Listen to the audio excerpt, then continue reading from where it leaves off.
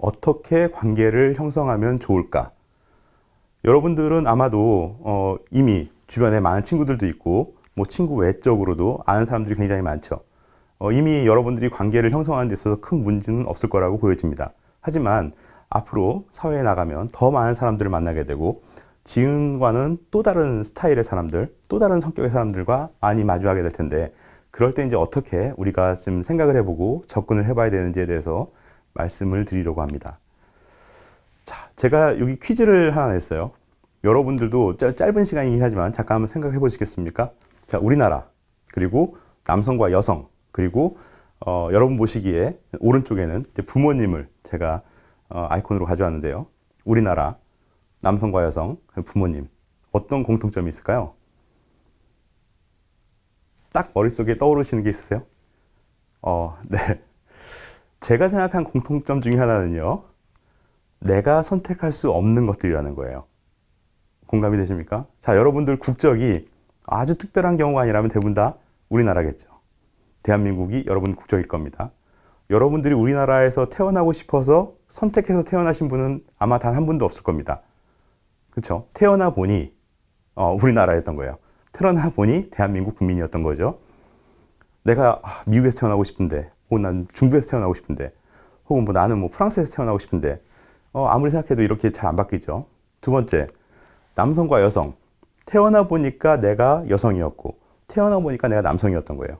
이것도 내가 엄마 뱃속에 있을 때, 난 남자로 태어나야지, 난 여자로 태어나야지, 이렇게 내가 선택을 못 했죠. 그리고 마지막으로, 절대 선택할 수 없었던 게 하나가 있죠. 부모님. 여러분들의 부모님, 여러분이 선택 못 했죠. 태어나서, 이제 알만하니까, 이분이 나의 엄마이고, 나의 아빠이고, 이런 것들이죠. 이 살다 보면은 실제로 여러분들이 선택할 수 없는 것들이 뭐 이거 말고도 굉장히 많습니다. 예를 들면 뭐 그 국가, 뭐 우리 성별, 혹은 뭐 부모님 이런 것 이외에도 여러분들과 같이 만나는 사람들 선택하기 힘든 경우들이 많아요. 예를 들면 여러분이 학교는 어떤 학교를 내가 선택을 해서 올 수 있지만 그 학교에 있는 교수님이나 그 학교에 있는 여러분들의 뭐 선배들이나 혹은 같은 동기들이나 다 선택을 할 수 없었죠. 와 보니까 그분들이 있는 것들이에요. 이걸 우리가 보통 상수라고 이야기합니다. 이 상수는요, 내가 직접적으로 컨트롤하기가 어려운 수를 상수라고 합니다. 이건 뭐 수학에서도 표현하고 일반 사회과학에서도 표현을 하죠. 근데 이런 상수는요, 내가 이거 마음에 들지 않는다, 이거 좀 바꾸고 싶다, 뭐 이런 식으로 집착을 해도 잘 바뀌어지지가 않아요. 아까 이야기했던 것처럼 나는 우리나라에서 태어나지 않았으면 좋겠는데, 아니면 나는 여성으로 태어났으면 좋겠는데, 혹은 난 남성으로 태어났으면 좋겠는데, 우리 부모님이 지금의 부모님 말고 뭐 다른 부모님이었으면 좋겠는데, 이런 것들은 아무리 집착을 해도 잘 안 바뀌죠. 근데 이런 상수를 조금 바뀌거나 조금 변화시키려면 방법이 없는 건 아닙니다. 어떤 거냐면요, 변수를 생각해서 변수를 찾고 변수를 바꾸면 상수가 조금 더 바뀌는 결과들을 우리가 볼 수가 있습니다. 여러분이 알고 있는 변수는 이런 것들이에요. 내가 직접적으로 컨트롤하는 게 가능한 수. 이걸 우리가 변수라고 합니다. 앞서 이야기했지만 내가 학교는 내가 선택을 했죠. 하지만 나랑 같이 이제 그 학교에 있는 뭐 교수님들, 혹은 내 친구들, 선배들, 혹은 후배들, 내가 선택을 못 했잖아요. 이게 일종의 상수잖아요. 근데 여기서의 변수는 어떤 거냐면 내가 이 사람들을 어떻게 대할 거냐는 변수예요. 그건 여러분들 오로지 선택이 있어요. 내가 이 사람들한테 친절하게 대할 것인가, 매너 있게 대할 것인가, 배려할 것인가, 아니면 난 뭐 무관심할 것인가, 무시할 것인가, 이런 건 다 여러분의 선택의 몫이죠. 근데 여러분들이 어떤 선택을 하느냐에 따라서 예를 들면 무뚝뚝해 보이는 그 사람이 달라질 수가 있죠. 부드러워질 수가 있죠. 나랑 거리감이 굉장히 멀다, 거리감이 있다라고 생각하는 사람이 여러분들이 그 사람을 어떻게 대하느냐에 따라서, 즉 변수를 어떻게 컨트롤하느냐에 따라서 굉장히 가까워질 수도 있다는 거죠. 이런 측면에서 이제 우리가 변수를 좀 살펴봐야 되는데, 삶에 있어서의 대표적인 변수가 바로 우리가 이야기하는 관계 변수입니다. 자, 이 관계, 아마 굉장히 많은 이제 관계들을 맺고 살 텐데요. 이 관계의 범위를 연구한 사람이 있습니다. 이게 미국의 사회학자 던바입니다. 이 던바라는 교수가 본인의 어떤 연구 결과를 정리해가지고 던바의 수라는 책으로 하나 낸 적이 있어요. 여기 보이는 화면에 보이는 표지가 바로 이 던바의 수라는 책의 표지입니다. 이 사람이 관심 갖고 연구했던 건 어떤 거냐면, 사람이 일생을 살면서 도대체 몇 명 정도랑 좋은 관계를 유지하며 살 수 있을까? 이런 것들을 이제 연구를 하기 시작한 겁니다. 여러분들도 지금 뭐 각종 SNS, 주소록 이런 거 보면 굉장히 뭐 팔로워도 많고 팔로잉 하는 사람들 많죠. 어떤 분은 뭐 주소록에 뭐 몇백 명 혹은 뭐 1000명, 2000명씩 있는 분들도 있어요. 근데 이 던바가 밝혀낸 거는요, 한 사람이 일평생 동안 이렇게 좋은 관계를 유지할 수 있는 사람이 혹은 지속적으로 관계를 유지할 수 있는 사람이 평균적으로는 150명 내외 정도다라는 것들이에요. 자, 이 150명 정말 그럴까? 여러분들이 나중에 한번 여러분들 휴대폰에 있는 주소록을 한번 쭉 넓혀보세요. 쭉 열어보면 굉장히 많은 사람들이 있을 겁니다. 그 중에서 내가 연말, 연시, 혹은 뭐 명절, 혹은 그 사람의 어떤 개인적인 생일이나 기념일, 개별적으로 연락을 주고받는 사람이 도대체 나는 몇 명 정도 될까? 한번 확인해 보시면, 대략 이 범위에 들어올 가능성이 큽니다.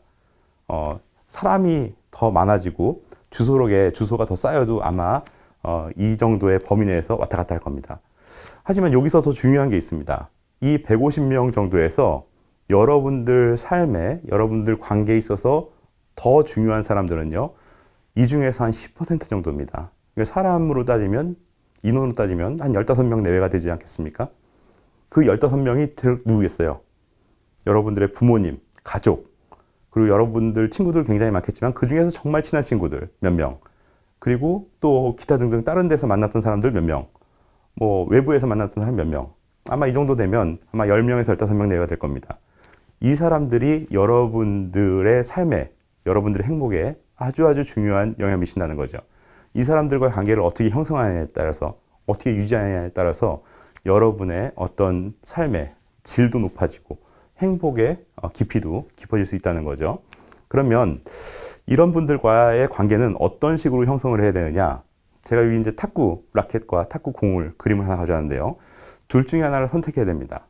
탁구를 하는 데 있어서 내가 상대방에게 스매싱을 할 거냐, 아니면 상대방과 랠리를 할 거냐.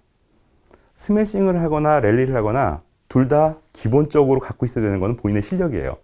스매싱도 내가 그냥 하고 싶다고 해서 할 수 있는 건 아니죠. 내가 어느 정도 일정한 실력이 있어야지 가능하지 않습니까? 랠리도 마찬가지예요. 자, 내가 관계를 형성하는 데 있어서 사람들과 커뮤니케이션을 하는 데 있어서 내가 소위 말해서 콕콕 찌르는 말만 할 것이냐, 상대방에 상처를 주는 말만 할 것이냐, 아니면 상대방의 이야기를 좀 많이 받아들이고 공감을 하면서 서로 주고받는 그런 관계를 형성할 것이냐. 이게 여러분의 몫이라는 거죠. 나는 상당 부분 많이 알고 있고 경험도 많이 쌓여 있는데 상대방은 그렇지 못할 경우도 있잖아요. 그런 사람들한테 내가 만약에 스매싱을 하는 그런 관계를 맺고 있다.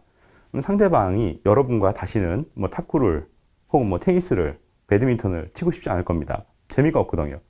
랠리를 하면 어떻습니까? 랠리는 주고받는 거잖아요. 랠리를 하려도 내가 일정 부분 실력이 있어야 소위 말해서 받아줄 수 있지 않습니까?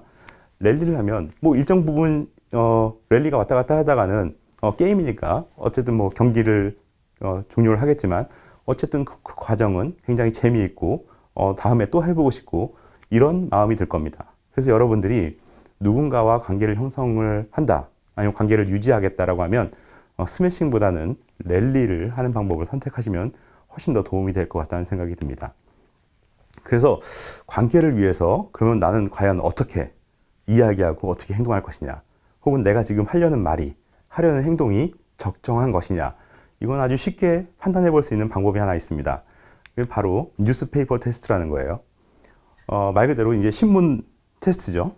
어떤 거냐면 내가 지금 하려는 말이 혹은 내일 하려는 행동이 다음날 아침 신문에 여러분들의 얼굴 그대로 모자이크 처리되지 않고, 그리고 여러분 실명 그대로, 그리고 내가 지금 하는 행동 그대로 혹은 내가 하려는 말에 정말 토시 하나 틀리지 않고 그대로 모든 사람들한테 오픈됐을 때 나는 부끄러움이 없는가? 나는 민망하지 않은가? 민망하지 않다, 부끄럽지 않다, 정정당당하다 라고 하면은 해도 되죠. 근데 만약에 내가 하려는 행동이 혹은 말이 그렇게 나오면 나는 소위 말해서 뭐 매장당할 것 같은데, 이 사회에서 못 살 것 같은데, 그런 마음이 조금이라도 들면 여러분들이 어떤 말을 하거나 행동하실 때 잠깐 생각을 해보시고 조정을 하거나 수정을 할 필요가 있다는 거죠. 불과 2, 3초도 걸리지 않는 테스트입니다. 이 정도만 여러분들이 어떤 사람들과의 관계에 있어서 해보시면 아마 큰 도움이 되리라고 생각이 됩니다. 그래서 우리가 관계 형성과 관련해 가지고 몇 가지 말씀드리는 건, 첫 번째는 상수보다는 변수에 좀 관심을 가져라. 그러니까 여러분이 직접적으로 선택할 수 있는 게 뭔가, 내가 컨트롤할 수 있는 게 어떤 건가, 여기에 좀 관심을 갖고 그 부분에 조금 더 여러분들이 집중을 하시면 좋을 것 같고요. 두 번째로는요, 굉장히 사람들의 취향이 다양해졌습니다. 갖고 있는 가치관도 많이 다르고요.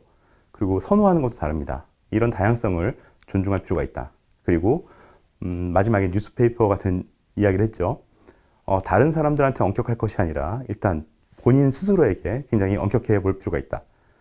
본인한테 굉장히 정확한 잣대를 댈 필요가 있다는 거죠. 이런 측면에서 관계와 관련된 이야기를 했고요.